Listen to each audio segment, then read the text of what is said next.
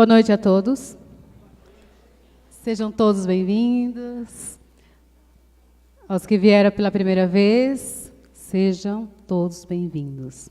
Nesta noite, nesta casa abençoada, mais um dia de trabalho, graças a Deus.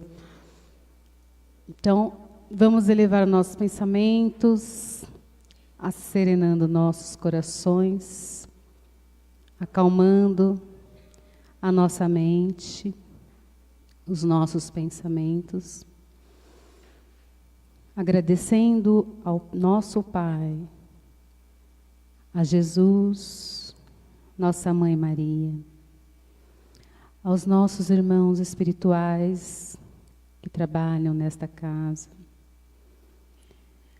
Somos agradecidos por mais um dia de trabalho, por estarmos aqui mais uma vez. Que nesta noite possamos ter as bênçãos de Deus, que Deus possa abençoar a nossa irmã Denise em sua palestra, trazendo para nós esse tema tão bem colocado nos dias de hoje. Pedimos as bênçãos de Deus para as nossas crianças aqui presentes, que eles possam também acompanhar esses ensinamentos e para todos nós também. Senhor, fazei-me um instrumento de vossa paz. Onde houver ódio, que eu leve o amor. Onde houver ofensas, que eu leve o perdão. Onde houver discórdia, que eu leve a união. Onde houver dúvidas, que eu leve a fé. Onde houver erros, que eu leve a verdade. Onde houver desespero, que eu leve a esperança. Onde houver tristeza, que eu leve a alegria. Onde houver trevas, que eu leve a luz. Ó Mestre, fazei que eu procure mais consolar que ser consolado, compreender que ser compreendido, amar que ser amado, pois é dando que se recebe, é perdoando que se é perdoado. E é morrendo que se vive para a vida eterna.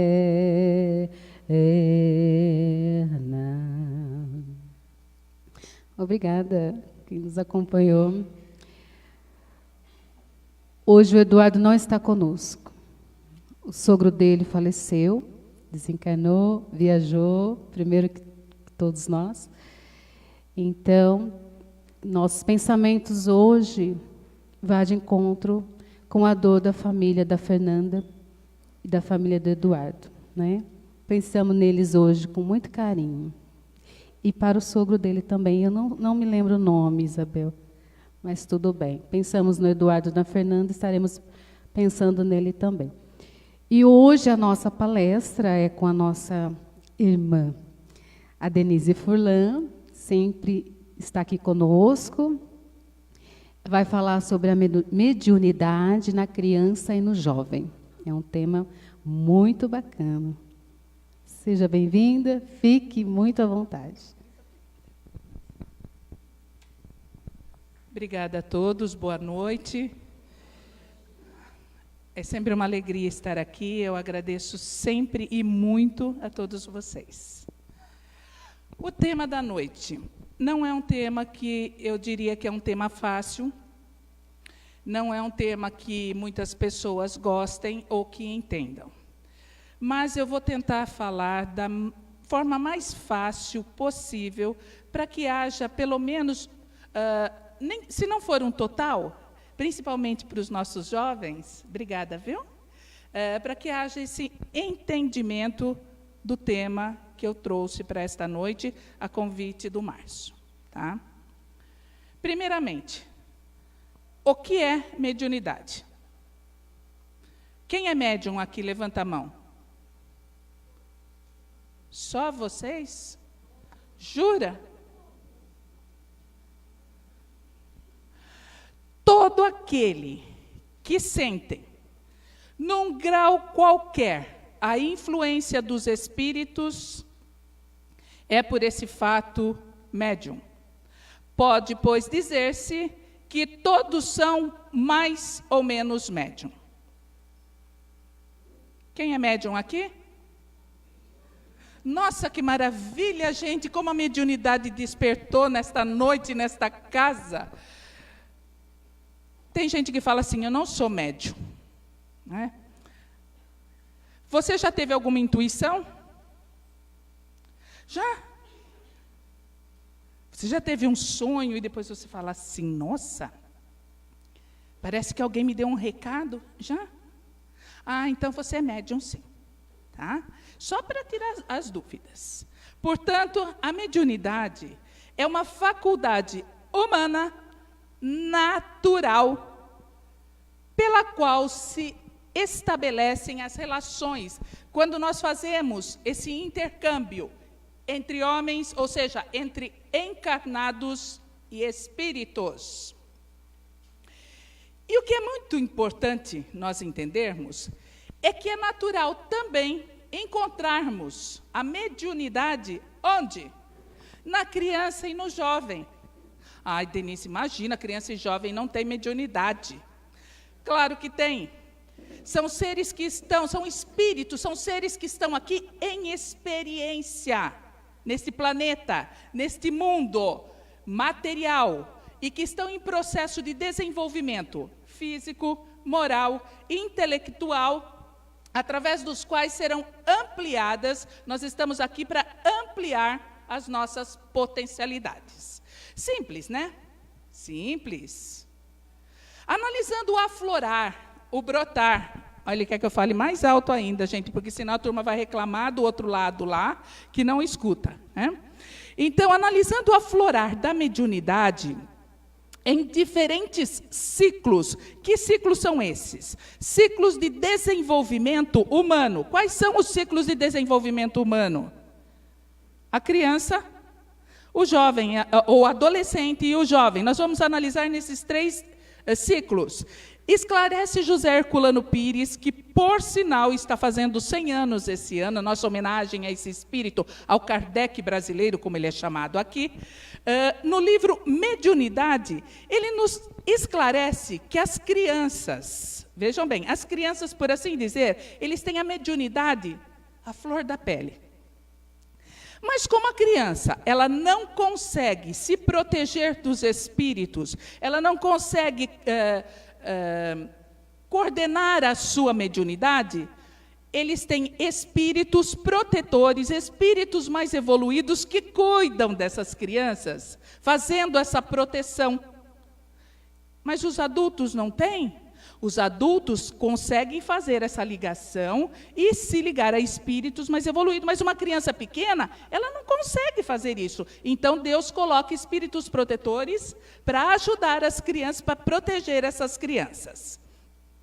Nessa fase infantil, as manifestações, na sua maioria, não são manifestações mediúnicas propriamente ditas. São, na verdade, animismo. Já ouviram falar isso? Já? É animismo. É quando a criança ela projeta a sua alma nas pessoas que a rodeiam, nas coisas que a rodeiam. Você não sabe o que é animismo, né? Mas ânimos quer dizer alma. E vamos tentar, de uma forma bem simples, explicar o que é animismo. Todos nós somos espíritos, não somos? Imortais. Nós já tivemos muitas experiências encarnatórias, reencarnatórias, vivemos, morremos, renascemos. Nós tivemos muitas experiências terrenas aqui nesse mundo. E nós vivemos como? Em tempos de paz, em tempos de guerra, vivemos momentos de alegria, momentos de tristeza, e é natural que muitos desses eventos, vamos assim dizer, ficaram gravados onde? No nosso perispírito. Ficaram gravados, eu brinco sempre, no nosso HD espiritual. Está lá, gravadinho. E o que acontece? Sob a influência do desprendimento, quando a pessoa está no transe mediúnico, vai ocorrer uma lembrança dessas situações, e a pessoa, ou a criança que está vivenciando aquilo, ela não sabe se são espíritos que estão comunicando com elas, ou se são memórias, lembranças que ficaram gravados no HD espiritual dela. Isso é animismo. Está gravado onde? Na alma, no espírito. Bem, todos são animismo? Todas as crianças, então, o que elas têm é animismo? Não. Muitas crianças, elas realmente recebem as inspirações dos amigos espirituais e elas conseguem vê-los e contar. Estou vendo o papai, a mamãe, o vovô, a vovó, seja quem for, eu estou enxergando, eu estou vendo. Então, nem sempre é só o animismo. Não raro, eles conseguem transmitir, inclusive, mensagens, recados desses espíritos aos familiares. O Chico Xavier, eu lembro sempre dele, quando ele era muito pequenininho, a vizinha teve um aborto. Acho que muitas pessoas daqui conhecem a história. Ela perdeu o bebê. E todo mundo estava falando que a vizinha era culpada porque ela abortou. O Chico, pequenininho, atrevido, não entendia nada, nem sabia por quê, veio e falou para a família: olha, a fulana, ela não teve culpa pelo aborto. A culpa foi da nidação do ovo. Todo mundo ficou espantado. O Divaldo estava pequenininho, também estava na sala, e entrou uma senhora muito séria, e falou para ele: vá chamar sua mãe e fala que a dona Senhorinha está aqui.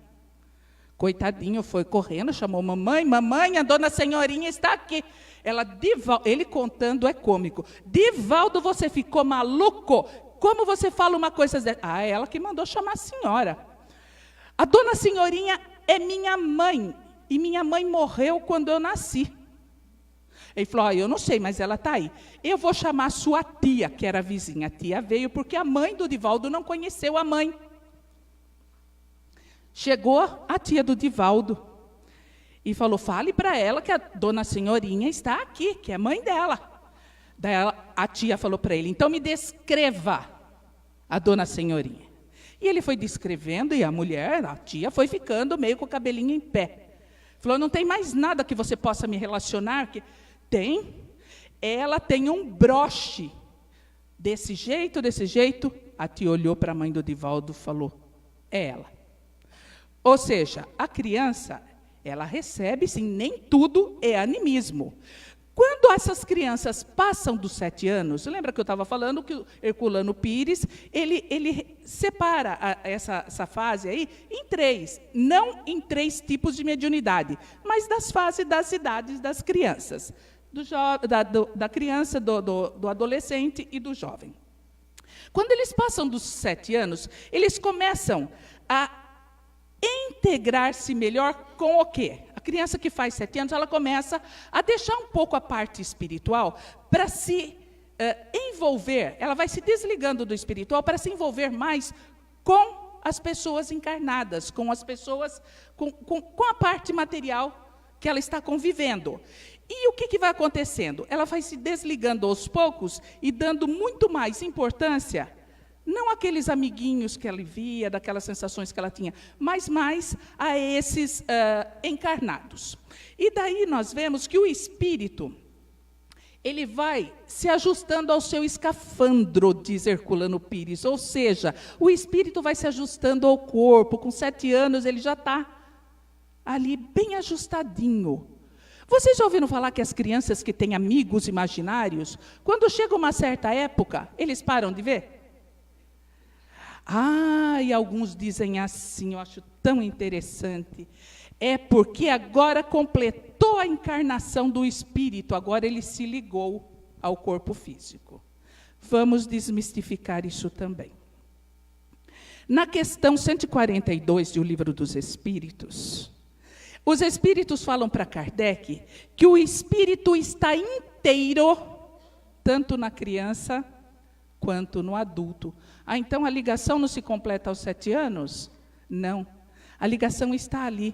Mas então o que acontece? Acontece na questão 352 do Livro dos Espíritos, Allan Kardec, ele pergunta se no momento que a criança nasce, se ela relembra, se ela recorda imediatamente da sua plenitude, do espírito que ele é. Aí a resposta dos espíritos é não. O que acontece? O espírito ele só vai recobrar essa plenitude das suas faculdades quando ele desenvolver e vai sendo gradualmente os seus órgãos. Então, o que acontece? Não é que a mediunidade acaba porque o espírito se completou ou acabou a ligação com o espírito. Se acaba porque a criança já está deixando de dar atenção para aquela parte espiritual e se concentrando mais na parte física das pessoas que a rodeiam. Nós vemos muitas crianças de 2, 3 aninhos brincando sozinhas, conversando, servindo chazinho, jogando bola, dando nome. Olha, amigo imaginário. Eu acho tão bonitinho quando fala que é imaginário, né? Para mim seria imaginário, porque eu não estou vendo nada. Mas essas crianças, na grande maioria das vezes, estão sim. Um grande problema que nós vemos é que muitos pais querem que seus filhos sejam médiums. Nossa, meu filho até 7 anos ele via espírito, agora ele não está vendo mais, mas eu gostaria tanto que ele visse os espíritos, eu gostaria tanto que meus filhos se comunicassem com os espíritos. E eu lembro sempre do Chico, né? Porque a gente fala assim, a gente tem a impressão que o quê? Que só vai ver espíritos bons, espíritos evoluídos. Que coisa linda! Só o Chico falava assim. Quem vê os bons, vê os maus também. Então, nós vemos pais, mães querendo. Mas Allan Kardec, preocupado com isso, porque Kardec era um visionário, né? Ele pergunta aos espíritos, é só vocês pegarem o livro dos médiuns, questão 221. Ele vai falar sobre a mediunidade nas crianças. E é no item 6 que ele pergunta, olha que interessante, gente. Será inconveniente desenvolver a mediunidade nas crianças? Veja bem, como Herculano separou a mediunidade nas crianças, de 0 a, vamos dizer, 7, 8 anos, e depois dos 12 a um outro tanto, e depois para os jovens. Os espíritos falam que certamente é inconveniente, é errado. E aí eles falam assim ainda, ó, e sustento, é perigoso. Olha que interessante, é perigoso, porque os organismos das crianças ainda é muito frágil, delicado. E o que aconteceria? Eles seriam muito abalados. E as crianças pequenas, elas têm imaginação infantil muito superexcitada, dizem os espíritos. Assim, os pais que são prudentes, esses pais, né, eles afastarão essa ideia, eles não vão querer que os filhos desenvolvam essa mediunidade. Ou, pelo menos, só lhes falarão a respeito sobre a mediunidade no tocante às consequências morais. Olha, filhinho, o seu amigo está aí, se ele está falando alguma coisa ruim para você, não escute o que ele fala. Então, só no tocante à moral. Mas não apoiando e querendo que o filho seja um médium. Mas Kardec, ele não para por aí, né? E lembrem-se bem, né, gente? Tem sempre o animismo. Os pais estão achando que eles estão conversando com espíritos, estão vendo 1000 espíritos, e, na verdade, são lembranças gravadas do seu perispírito que ele está trazendo à tona. Aí, Kardec pergunta, mas existem crianças que são médiums naturais, já nasceram médiums. Não é que elas estão tendo esse animismo, eles são médiuns, seja de efeitos físicos, seja de escrita ou de visões. Teria o mesmo inconveniente nesses casos? E os espíritos respondem que não. Quando a criança já é um médium natural, né, essa faculdade ela se manifesta espontânea na criança. Ela não é forçada. Ela não tem que forçar essa criança a ter essas visões. E pertence à sua própria natureza. Olha que bonito. Né? E quando isso ocorre, é porque a sua constituição já é adequada para ser médium. Não se dá o mesmo quando a mediunidade é provocada ou excitada. Observe-se que a criança que tem visões, geralmente, poucos se impressionam com essas visões. A criança que é médium, desde pequenininha, ela pouco se impressiona com isso. Ela não se incomoda. Por que ela não se incomoda? Porque é natural para ela.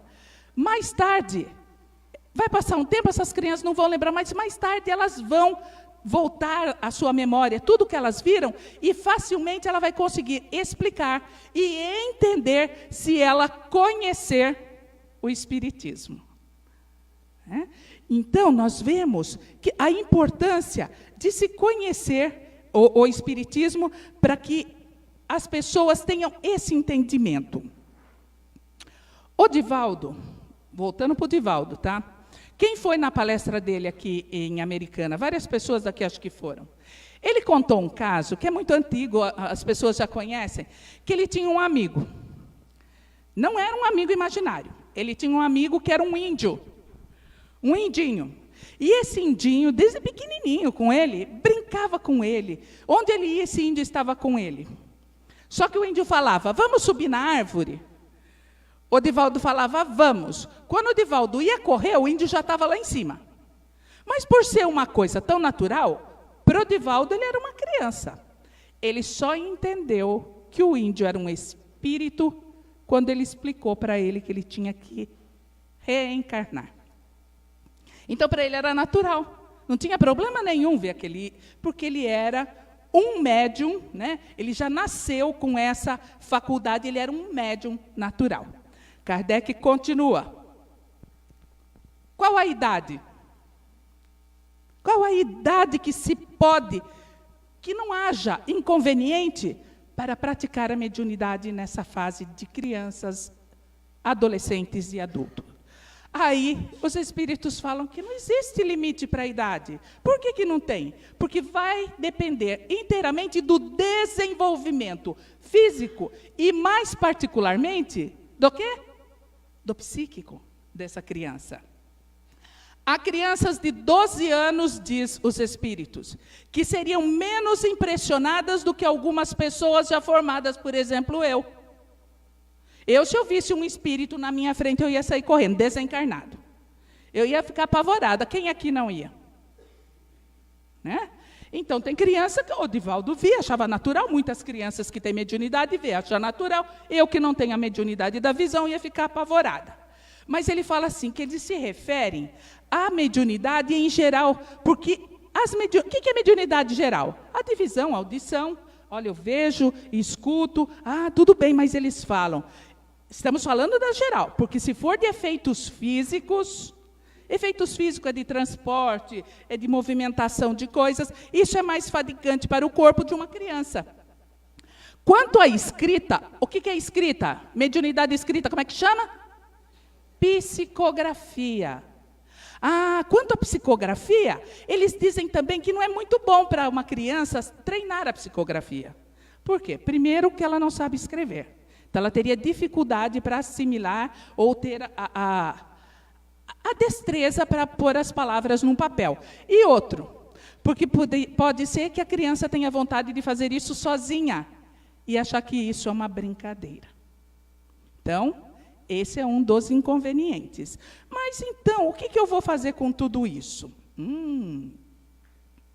Analisando essas explicações, nós entendemos que a questão de idade, ela está subordinada tanto às condições do desenvolvimento físico, quanto aos do caráter e também do amadurecimento moral. Ou seja, o entendimento das coisas do Espírito. Em 1857 foi lançado o primeiro livro dos Espíritos. A primeira edição saíram com 501 questões e respostas.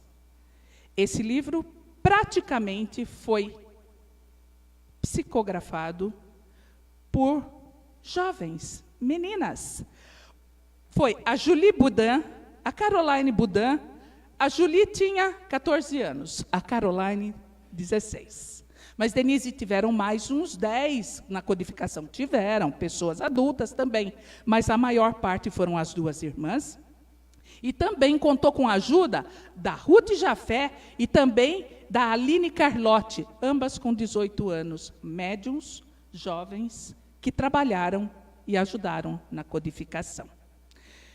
No entanto, o que ressalta claramente da resposta que nós tivemos de Kardec é que não se deve forçar de modo algum o aflorar da mediunidade. Nós não podemos forçar a criança, o jovem, o adolescente ao aflorar mediúnico. E caso haja esse afloramento, mas um afloramento natural e espontâneo, o que nós precisamos fazer? Empregá-la com seriedade. Ah, não, essa criança não está vendo nada, esse jovem não está vendo nada, é só da cabeça dele. Não. Nós temos que, com grande seriedade, empregar e ajudar essas crianças, sendo necessário, o quê? O que nós precisamos? Prepará-las para uma vida bem trabalhada, bem orientada pelo conhecimento doutrinário, sem qualquer excitação prematura, sem querer que essa criança seja um médium, eu quero que seja um médium ostensivo, eu quero que ela trabalhe. Não, nós não podemos fazer isso.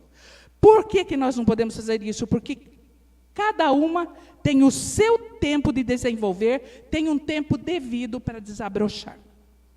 Denise, você fala que tem que ensinar a doutrina espírita para essas crianças com mediunidade, para esses jovens com mediunidade. Por quê? Não existe mediunidade em outras religiões? Existe ou não existe? A mediunidade está em todos os lugares. E por que você fala só para trazer para a casa espírita? Porque se eu pegar uma criança que ela diz que ela está vendo a avó, que ela está vendo a tia, que ela está vendo o primo, o irmãozinho que morreu, pegar essa criança e levar numa igreja, ou pegar essa criança e levar num templo evangélico com todo o respeito que eu tenho por eles, o que eles vão dizer que essas crianças têm? Que elas estão vendo o demônio, que elas são possuídas, vão querer fazer um trabalho de desobsessão? Não, de exorcismo, né? Então, por isso, nós temos esse ensino que traga para as casas espíritas, para conhecimento, principalmente do livro dos médiuns, nós possamos ajudar e orientar as nossas crianças, desenvolvendo nelas, né, essa é natural. As pessoas acham que é um dom, não é, é natural. Todos nós somos, alguns mais, outros menos. É geralmente na adolescência, a partir dos 12, 13 anos, que se inicia esse segundo ciclo. Não o ciclo de mediunidade, mas pela idade das crianças, que eles já estão mais preparados. Como agir com essas crianças, com esses jovens que estão desenvolvendo, que são médiums? No primeiro ciclo, quando são crianças pequenas, você vai trazer uma criança de 6, 7 anos e pôr na mesa de desobsessão? Você pode fazer isso? Não pode. Então, o que você vai fazer por essas crianças? Prece e passe. Só. Nossa, Denise, só vai rezar? Vai, só isso. Vocês acham pouco? É porque vocês não sabem o alcance de um passe. Por quê? Porque com a prece e com o passe, nós conseguimos abrandar a excitação natural que envolve essas crianças, e quase sempre que elas estão carregadas das reminiscências, das lembranças de passado carnal e espiritual. Lembra lá? Animismo. Então, prece e passe. Na adolescência, o adolescente, ele já tem o seu corpo amadurecido o suficiente para as manifestações mediúnicas se tornem mais intensas e também mais positivas e produtivas, necessitando o quê? De esclarecimento e também de condução adequados sobre a mediunidade. Como que nós podemos fazer isso? As reuniões de estudo, que muitas casas têm, né? Especialmente a reunião da mocidade. Aqui tem uma mocidade bonita, que está estudando, trabalhando na casa. Voltadas para a integração dos adolescentes, do jovem à vida, quando elas são conduzidas por evangelizadores experientes, preparados para esse fim, o que acontece? Acontece que vão apresentar para eles fatores de esclarecimento e, o que é mais importante, desmistificação das nossas relações com os espíritos. Os pequenininhos não vão participar da mesa, nem o jovem, quando é muito jovem ainda. Mas eles já podem ser auxiliados, desmistificando, tirando os medos, explicando que nós temos uma relação natural com os desencarnados. E que o que eles estão fazendo é simplesmente esse vínculo, essa comunicação com o plano espiritual. Só que tem um problema. Há adolescentes que eles ficam contentes de serem médiums e eles se integram rapidamente, naturalmente, a essa situação de mediunidade e eles se preparam, estudam, vão trabalhar na casa espírita, na atividade mediúnica. Mas todos eles são assim? Não. Outros rejeitam a mediunidade. Não aceitam a mediunidade. Eu não quero ser média. Não vai ser média nem médium nunca mesmo. Não quer nada. Né? Mas eu não quero ser. Por quê? Porque quando se fala em mediunidade, o jovem, o adolescente, ele associa a quê? A renúncia. Jovem não gosta de renunciar à sua liberdade. Imagina que eu vou toda semana lá no centro para estudar. Você está doido, eu não quero isso não. Jovem não gosta de regras. E quem é médium, seja jovem, adolescente, ele precisa de estudo e, acima de tudo, de regras. Né? Muitos rejeitam porque têm medo. Muitos jovens, não quero, eu tenho medo. Eu não quero isso. E o que acontece? Eles rejeitam essas diretrizes espirituais que estão instaladas já na onde? Na sua consciência. Não quero, não vou desenvolver, não vou trabalhar, isso não é para mim. E o que acabam criando? Eles acabam criando desvios e perturbações que trarão consequências mais tarde. Que consequências? Alguns, as consequências de obsessões. Vão ter problemas de serem obsidiados quando encarnados. E depois desencarnam. O que a gente vê nos livros? Muitos deles ficam com remorso, porque eles se propuseram a trabalhar, a ajudar com sua mediunidade os desencarnados e os encarnados, e não fizeram. Se vocês pegarem o livro Os Mensageiros do André Luiz, você vê lá aquelas pessoas todas desgostosas no mundo espiritual, porque não conseguiram cumprir o que propuseram fazer. Né? E começou ali na juventude.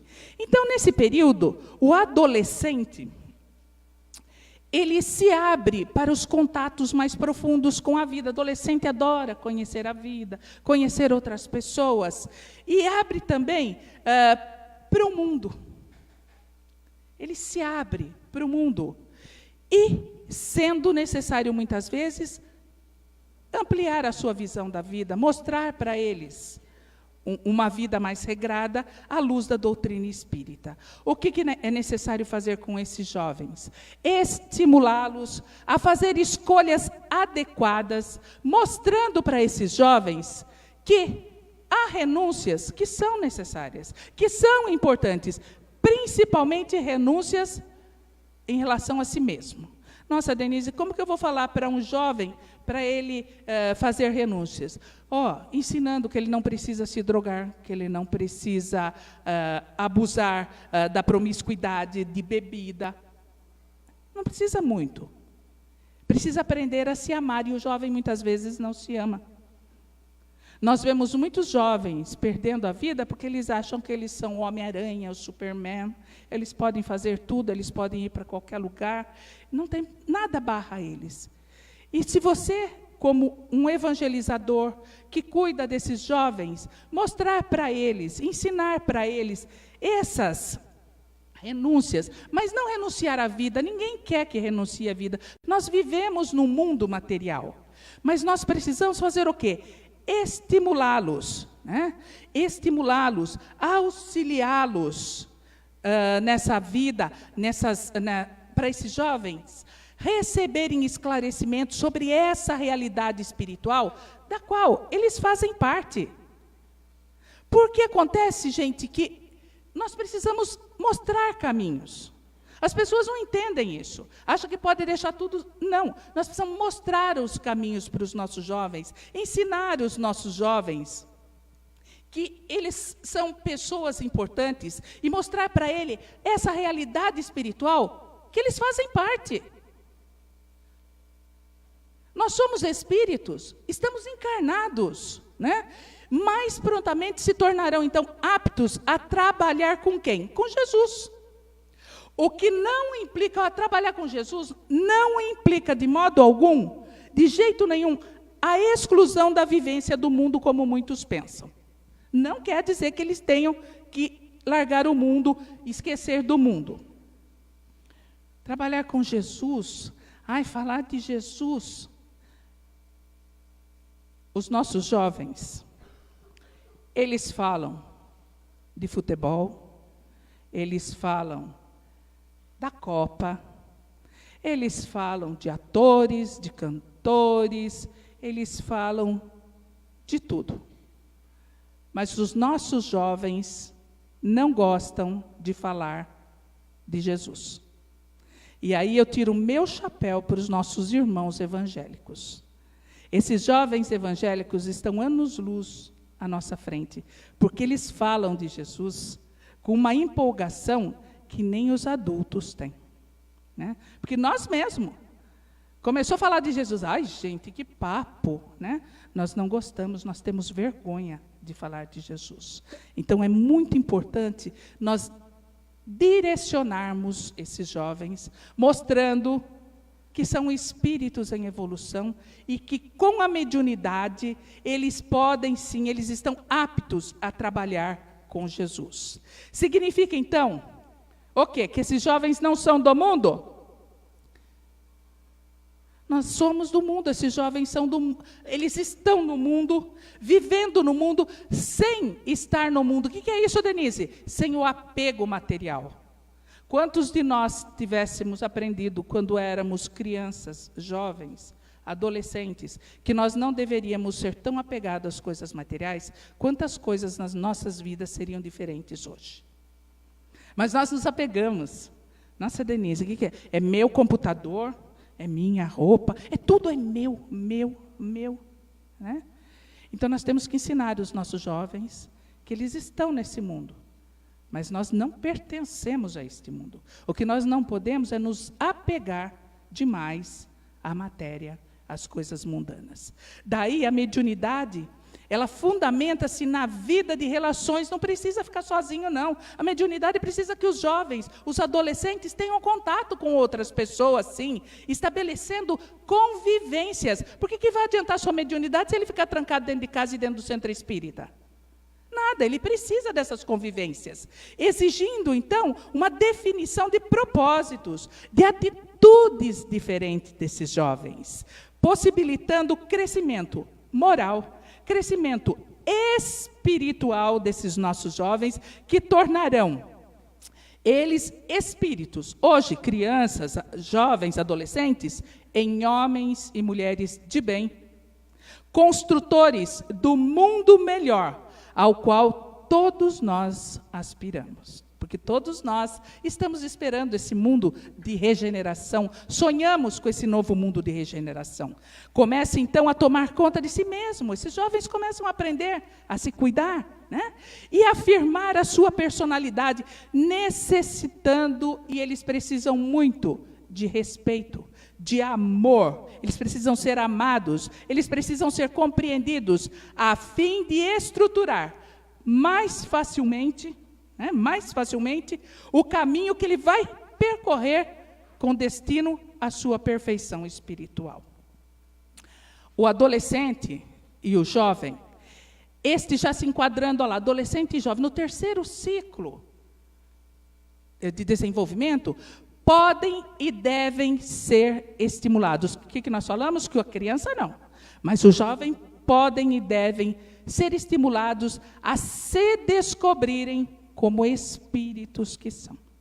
Nós somos espíritos, mas muitos ainda não têm consciência disso, né? Então devemos estimulá-los, porque eles são plenos, crianças, jovens, adolescentes, todos são plenos de potencialidades a serem desenvolvidas. Olha a nossa responsabilidade aí. Pai, mãe, vô, vó, orientadores, as pessoas que cuidam dessas crianças nas casas espíritas, vivenciando diversas experiências que lhes possibilitem, mostrem a eles esse crescimento espiritual. Essas crianças, esses adolescentes e jovens que são médiuns, eles precisam e merecem serem. O que nós temos que fazer? Orientá-los adequadamente, mostrar esse novo caminho, que preparem eles para esse trabalho com Jesus. Porque uma mediunidade que não é trabalhada com Jesus é uma mediunidade desenfreada, sem controle. Então, ensiná-los a esse trabalho com Jesus, onde quer que eles estejam, aprendendo principalmente a servir, no meio em que eles estiverem, independente da idade cronológica que esses jovens e adolescentes tenham, mas cientes, o que eles precisam estar é cientes da responsabilidade espiritual de fazer o melhor, no meio em que eles estiverem inseridos, para que eles possam ser felizes e fazer feliz quem estiver ao seu lado. Repetindo Eclesiastes, né? Nós não podemos querer aflorar, nós precisamos que chegue o seu tempo. Em Eclesiastes 3:1 ele diz que tudo tem o seu tempo determinado, e há tempo para todo propósito debaixo do céu.